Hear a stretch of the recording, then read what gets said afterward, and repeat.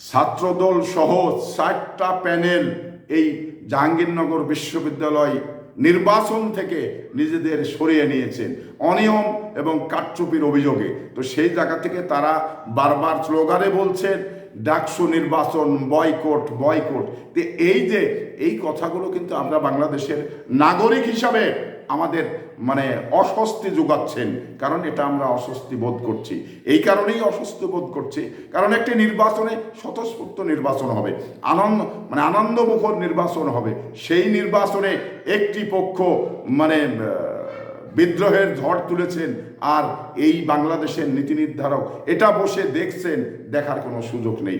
আমি মনে করি এই নির্বাচনটা দ্রুত যদি নির্বাচন করতে হয় করতে হবে, না হলে নির্বাচন আজীবনের জন্য স্থগিত করলে করতে হবে। এটা নিয়ে বেশি সময় দেওয়া যাবে না।